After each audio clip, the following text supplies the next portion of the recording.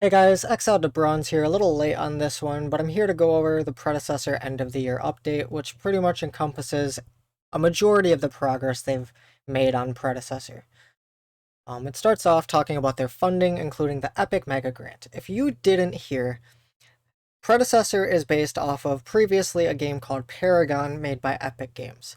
Epic Games decided to drop the project once Fortnite got bigger and made all the assets for it public. Omega Studios was founded by a large YouTuber at the time that did content on Paragon in order to redevelop Predecessor with these public assets that Epic Games put out. From that, Epic Games ended up hearing about it and granted them somewhere along the lines of $1 million, if not even a bit more. Their total amount of funding, as you see here, was $2.2 million, which is completely insane.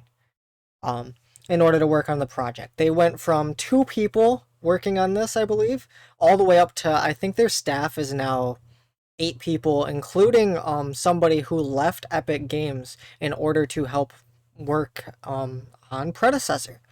So that's really exciting. They even mention here Steve Superville, former creative director at Epic Games, joined Omega Studios as an advisor. Um, so another thing they talk about here is new UI, social features, parties, group matchmaking. You can see here a picture of it. Looks like a very good interface in my opinion. Not really much to say here, but it looks like they're including, friends and everything like that, which I did not see when I did the playtest, which is really nice, and even the ability to block people, which, as you guys know, if you've gamed for any amount of time, it's really important. You can also see that it's cross-platform.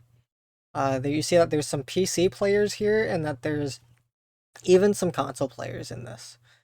So, very exciting stuff.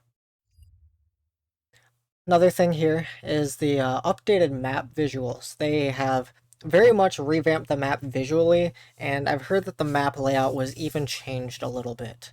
I do not remember what the old map was from Paragon, but either way, it's a welcome change, and I'll even play out the video here for you guys, just so you can see exactly what they're talking about.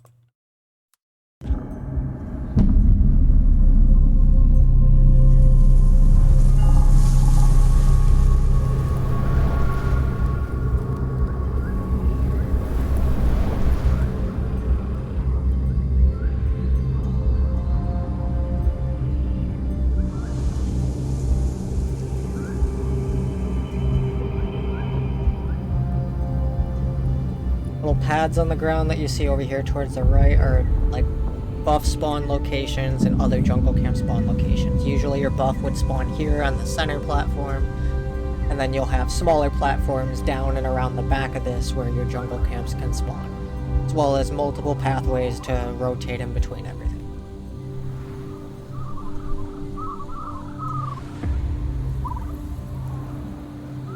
This looks to be a mid lane. There's a river flowing down through the center, and there's these smoke walls on the side. You can't see anyone through these smoke walls, as well as the elevation and stuff in the lane.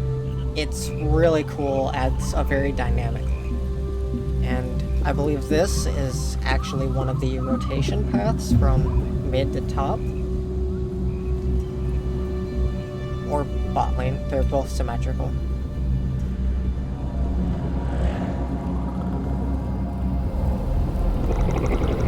That is one of the 2 monster objectives, similar to League of Legends if you've ever played it. This would be similar to Baron here, and the previous one would be a bit more similar to Dragon if that's relatable. Next thing to touch on here is they have some sound examples that I will go through with you guys, including the main menu thing, first blood, reward claiming, just certain callouts when you're on certain kill streaks, things like that. So this is the main menu theme right here.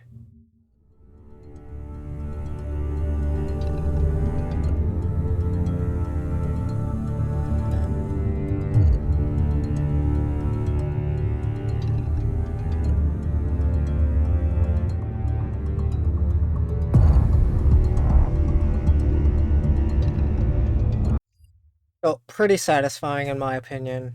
Again, there will be a link to this page here in the description below in case you guys want to go through this stuff yourself, maybe go back and look at a couple things or things like that. Here's First Blood. First Blood. Claim your reward. Claim your reward. Legendary. Legendary. Unreal, which are both kill streak indicators. Unreal. Annihilation, I believe, would be if you've killed everyone on the enemy team, but don't quote me on that, I'm not sure. Annihilation. An enemy is unreal. An enemy is unreal. And of course, something to let you know that your team is pushing the enemy core, and I can imagine there's one that even let you know if your core is being pushed. The enemy core is under attack. So, another thing we have here is some examples of kits and items. Those are two very big things. They've changed a lot about them. They're somewhat reminiscent of the previous game, Paragon, but overall they're their own thing. I struggle to compare them. I think the changes they've made with them are very good. I would give insight onto where I think the meta would be and where these characters would be, but it's hard to do that when there's not much to compare it to. That being said, I will let you guys look through this at your own will. I'll scroll down kind of slow. Feel free to pause the video whenever you want if you want to just look at these things. See what examples we have. We have what looks to be a bruiser item here. It gives some health, physical power. Seems to be some type of assassin item, right? Physical penetration and, attack damage. Something a bit more tanky. Again, more of a tanky item. And the final thing they touch on here is the fact that they have a death cam feature and a rejoin feature. So basically what that means is when you die, you'll be able to continue to watch your teammates and play the game. This is not the same as kill cam in Call of Duty where you can rewatch it. It's more just allowing you to continue viewing the game while you are dead. Another thing they touch on here is updated towers with hit reactions, so you know when you are hitting a tower. Basically, it's an animation and sound revamp, just so you have really good indicators of exactly what's going on around you. With it being a third-person MOBA, that's extremely important comparatively to something like League or Dota, where you can pretty much see everything around you, whereas in a third-person MOBA, if there's someone directly behind you, unless they're meleeing you, you don't really know until you're already being hit. Without further ado, I think this is a very good overview, and I'm happy to see what they will come up with next. There's a lot of good details that they've changed and touched on, and I really look forward to the next time that we're able to play this game. I'll be signing off. You guys have a good day, and I look forward to seeing you in the next video.